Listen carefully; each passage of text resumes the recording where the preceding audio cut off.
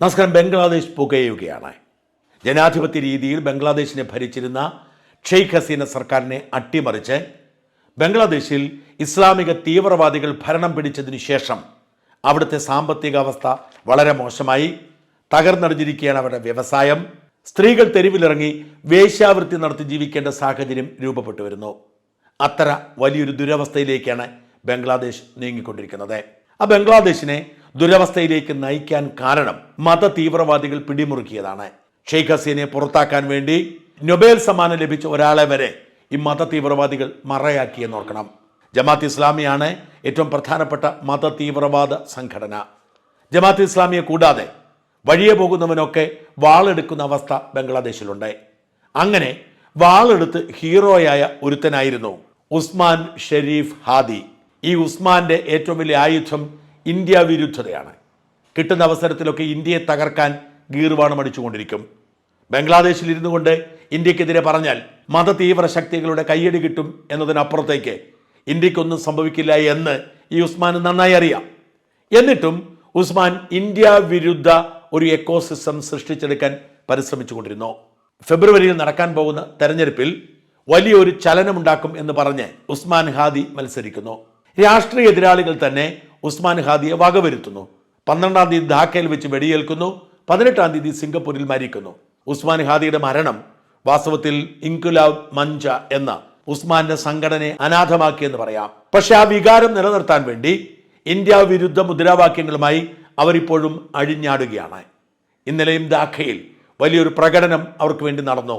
മാത്രമല്ല, ബംഗ്ലാദേശ് സർക്കാരിന് അന്ത്യശാസനം കൊടുത്തിരിക്കുകയാണ്. 24 ദിവസത്തിനകം വിചാരണ പൂർത്തിയാക്കി ഹാദിയെ കൊന്നവരെ ശിക്ഷിക്കണം, ഇല്ലെങ്കിൽ ഞങ്ങൾ മലമറിക്കും എന്നാണ് അവരുടെ മുന്നറിയിപ്പ്. 24 ദിവസത്തിനകം പ്രതികളെ കണ്ടുപിടിക്കണം. പലരെയും കണ്ടുപിടിച്ചിട്ടുണ്ട്.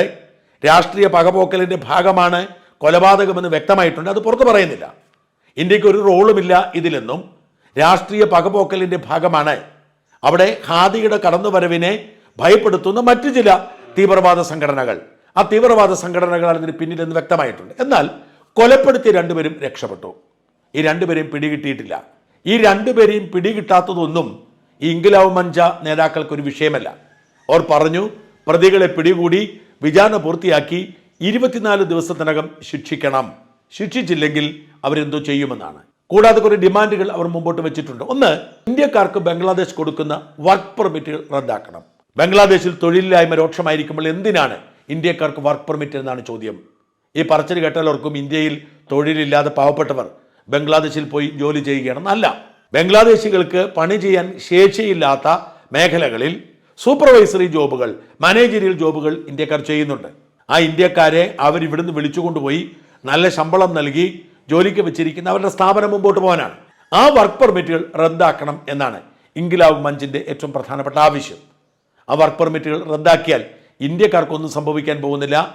ലോകത്തിന്റെ നാനാഭാഗത്തു നിന്നും ആളുകൾ ഇങ്ങോട്ട് തൊഴിൽ തേടിയെത്തുന്ന സാഹചര്യം രൂപപ്പെട്ടുകൊണ്ടിരിക്കുമ്പോൾ ഇന്ത്യക്കാർക്ക് ബംഗ്ലാദേശിൽ പോയി പണിയെടുത്ത് ജീവിക്കേണ്ട അവസ്ഥയൊന്നുമില്ല. അതിന് തിരിച്ചടിയാകാൻ പോകുന്നത് ബംഗ്ലാദേശിനാണ്. പക്ഷേ ഇൻകുലാബ് മഞ്ച് പറയുന്നു വർക്ക് പെർമിറ്റുകൾ റദ്ദാക്കണം. രണ്ടാമത്തേത് വളരെ വിചിത്രമായ ഒരു ആവശ്യമാണ്. ഇന്ത്യക്കെതിരെ അന്താരാഷ്ട്ര കോടതിയിൽ കേസ് കൊടുക്കണം. ആ കേസിന്റെ ആവശ്യം എന്താണെന്ന് അറിയാമോ? ബംഗ്ലാദേശിൽ നിന്നും അനധികൃതമായി ഇന്ത്യയിലെത്തി ഇവരെ ഇന്ത്യ അഭയം കൊടുത്തു വെച്ചിരിക്കുന്നവർ തിരിച്ചു തരണം. അതായത് കൺവിക്റ്റഡ് ക്രിമിനൽസ്. അവർ ഉദ്ദേശിക്കുന്നത് ഷെയ്ഖ് ഹസീനയാണ്. ഒപ്പം ഈ ഹാദിയെ കൊന്ന പ്രതികളും ഇന്ത്യയിലേക്ക് മുങ്ങിയിട്ടുണ്ട് എന്നിവർ കഥ പറയുന്നുണ്ട്. ആ കഥ ബംഗ്ലാദേശ് പോലീസും പറയുന്നു. പറയുന്നത് ഫൈസൽ കരീം മസൂദ്, ആലംഗീർ ഷെയ്ഖ് എന്നീ 2 പ്രതികൾ, അവർ രണ്ടുപേരും ഇന്ത്യയുടെ മേഘാലയ അതിർത്തിയിലെ ഹലുവാഘട്ട് വഴി കടന്നുവെന്നാണ്. ധാക്ക പോലീസിന്റെ DIG SN നസ്രുൽ ഇസ്ലാമാണ് ഇങ്ങനെ പറയുന്നത്. അദ്ദേഹം പറയുന്നത് ഈ ഹലുവാഘട്ട് വഴി മേഘാലയയിലേക്ക് ഇവർ കടക്കുന്നു. മേഘാലയയിൽ പുർത്തി എന്ന് പറയുന്ന ഒരു ഇന്ത്യക്കാരൻ സ്വീകരിക്കുന്നു. എന്നിട്ട് സമി എന്ന പേരിലുള്ള ഒരു ടാക്സി ഡ്രൈവറെ ഏൽപ്പിക്കുന്നു. ഈ 2 പ്രതികളും മേഘാലയയിലെ ടൂറായിലേക്ക് പോയിരിക്കുന്നു എന്നാണ് പറയുന്നത്. വീഡിയോ ദൃശ്യങ്ങളൊക്കെ പകർത്തിയെന്നും ഈ സഹായിച്ച 2 പേരെയും പുർത്തിയെയും സമിയെയും മേഘാലയ പോലീസ് പിടികൂടിയെന്നും അവരെ ചോദ്യം ചെയ്തു വരുന്നെന്നും ഇവരടക്കമുള്ളവരെ ബംഗ്ലാദേശ് പോലീസിന് കൈമാറും എന്നുമൊക്കെയുള്ള വാർത്തകൾ ഇവിടെ വന്നുകൊണ്ടിരിക്കുന്നു. എന്നാൽ മേഘാലയ പോലീസും BSFും നിഷേധിക്കുന്നു. ഇതൊക്കെ വെറും സ്വപ്നമാണ്, ആരും ഇങ്ങോട്ട് വന്നിട്ടില്ല, ഞങ്ങൾക്ക് ആരെയും അറിയില്ല, ഞങ്ങൾക്ക് ഈ അന്വേഷണവുമായി ഒരു ബന്ധവുമില്ല, ഇന്ത്യയിലേക്ക് ഒരു പ്രതിയും വന്നിട്ടില്ല എന്നാണ് പറയുന്നത്. അതുകൊണ്ട് ഇവരെയൊക്കെ തിരിച്ചയക്കണം എന്നാവശ്യപ്പെട്ടുകൊണ്ട് അന്താരാഷ്ട്ര ക്രിമിനൽ കോടതിയിൽ കേസ് കൊടുക്കണം. ഇന്ത്യ ഇത്തരം പ്രതികളെ വിട്ടു നൽകിയില്ലെങ്കിൽ പ്രത്യാഘാതം രൂക്ഷമായിരിക്കണം എന്നാണ് ഇംഗ്ലോ മഞ്ചയുടെ പ്രധാനപ്പെട്ട ആവശ്യങ്ങളിലൊന്ന്. അങ്ങനെ ഇന്ത്യയെ ചൊറിഞ്ഞുകൊണ്ടിരിക്കുക, അനാവശ്യമായി ഇന്ത്യ പ്രതിക്കൂട്ടി നിർത്തുക എന്നത് ബംഗ്ലാദേശിൽ ഒരു രീതിയായി മാറിയിരിക്കുന്നു. ഇന്ത്യ ഒന്നിനെക്കുറിച്ചും പ്രതികരിക്കുന്നില്ല. ബംഗ്ലാദേശുമായി ബന്ധപ്പെട്ട ഒരു വിഷയത്തെക്കുറിച്ചും പ്രതികരിക്കേണ്ട, കാണിച്ചു കൊടുത്താൽ മതി എന്നാണ് ഇന്ത്യയുടെ തീരുമാനം. അതിൻ്റെ ഭാഗമായി ഇന്ത്യ ഗവൺമെൻറ് ഇപ്പോൾ ചെയ്യുന്നത് ഇവിടെയുള്ള അനധികൃത ബംഗ്ലാദേശികളുടെ കണക്കെടുക്കുകയാണ്. അതിൻ്റെ കൂടി ഭാഗമാണ് പശ്ചിമ ബംഗാൾ ഇപ്പോൾ SIR നടത്തുന്നു, സമഗ്ര വോട്ടേഴ്സ് പരിശോധന നടത്തുന്നു. 2002 ശേഷം ഇന്ത്യയിൽ ഉള്ളവരെയൊക്കെ കണ്ടെത്തുക എളുപ്പമാണ്. കേരളത്തിൽ പോലും ലക്ഷക്കണക്കിന് ആളുകൾ ഈ ലിസ്റ്റിൽ നിന്നും ഒഴിവായിട്ടുണ്ട്. അത്തരത്തിൽ സമഗ്ര വോട്ടേഴ്സ് പരിശോധനയിലൂടെ വലിയ തോതിൽ അനധികൃത കുടിയേറ്റക്കാരെ കണ്ടെത്താൻ ശ്രമിക്കുന്നു. 1946 ഫോറിനേഴ്സ് ആക്ട് അനുസരിച്ച് ഇന്ത്യയിൽ ജീവിക്കാൻ അർഹതയില്ലാത്ത, വിസയില്ലാത്തവരെ നാടുകടത്താം. അവരുടെ ഐഡന്റിറ്റി കണ്ടെത്തുക, നാടുകടത്തുക എന്നതാണ്. ആ പ്രക്രിയ ശക്തമാക്കിയിരിക്കുന്നു. ഇന്ത്യയുടെ ഇത്രയും കാലത്തെ ചരിത്രത്തിൽ ഏറ്റവും ആദ്യമായി ബംഗ്ലാദേശി അനധികൃത കുടിയേറ്റക്കാരെ പിടികൂടാനുള്ള പ്രത്യേക പദ്ധതികൾക്ക് ഡൽഹി പോലീസും BSFും വടക്കു കിഴക്കൻ സംസ്ഥാനങ്ങളിലെ പോലീസും ഒക്കെ സംയുക്തമായി പ്രവർത്തിക്കുകയാണ്. ആയിരക്കണക്കിന് അനധികൃത കുടിയേറ്റക്കാരെ കണ്ടെത്തിക്കൊണ്ടിരിക്കുന്നു.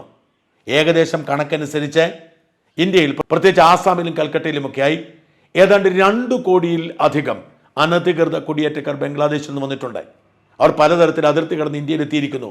2 കോടി ആളുകളാണ്. ഈ 2 കോടി ആളുകളുടെയും ലിസ്റ്റ് എടുത്ത് അവരെ പരിശോധിച്ച് അവർ വ്യാജമായ രേഖകൾ ഉണ്ടാക്കിയിട്ടുണ്ടെങ്കിൽ കണ്ടെത്തി അവരെ ഓരോരുത്തരെയും അറസ്റ്റ് ചെയ്ത് ഡിറ്റൻഷൻ സെന്ററിലേക്ക് മാറ്റുകയാണ്. എന്നിട്ട് നടപടിക്രമങ്ങൾ പൂർത്തിയാക്കി 1 മാസം കൊണ്ട് കൂട്ടത്തോടെ ഇവരെ ബംഗ്ലാദേശിലേക്ക് കയറ്റി അയക്കാനാണ് പദ്ധതി. നിങ്ങൾ കോടതിയിലൊന്നും പോവണ്ട, നിങ്ങൾക്ക് വേണ്ടവരെ ഞങ്ങൾ തരാം എന്ന് പറഞ്ഞുകൊണ്ട് ബംഗ്ലാദേശിൽ നിന്നും അനധികൃതമായി കുടിയേറിയവരെ തപ്പിപ്പിടിച്ച് അവരെ ബംഗ്ലാദേശിൽ തിരിച്ചു കൊടുക്കും. ഇന്നാ പിടിച്ചോ, നിങ്ങൾ ചോദിച്ചത് ഞങ്ങൾ തന്നിരിക്കുന്നു എന്ന് കൃത്യമായ നിലപാടിലേക്ക് ഇന്ത്യ മാറുകയാണ്. ബംഗ്ലാദേശ് അന്താരാഷ്ട്ര കോടതിയിലൊന്നും പോവണ്ട, ഞങ്ങൾ നിങ്ങൾക്കുള്ള സമ്മാനം നോക്കി വെച്ചിട്ടുണ്ട്. ഈ അനധികൃത കുടിയേറ്റക്കാരെ കണ്ടെത്താൻ പല സർക്കാരുകളും BJP ഭരിക്കുന്ന സംസ്ഥാനങ്ങളിലൊക്കെ ശക്തമായ ഇടപെടലാണ് നടക്കുന്നത്. ഇങ്ങനെ പിടികൂടുന്നവരെയെല്ലാം ഡിറ്റൻഷൻ സെന്ററിലേക്ക് മാറ്റുന്നു. അവിടെ നിന്നും ഇവരെയെല്ലാം പടിപടിയായി നാട് കടത്തുന്നു. ബംഗ്ലാദേശികളാണ്, ഇന്ത്യക്കാരല്ല എന്ന് ഉത്തമ ബോധ്യമുള്ളവരെ ബംഗ്ലാദേശിനെ ഏറ്റെടുക്കാതിരിക്കാൻ നിവൃത്തിയില്ല.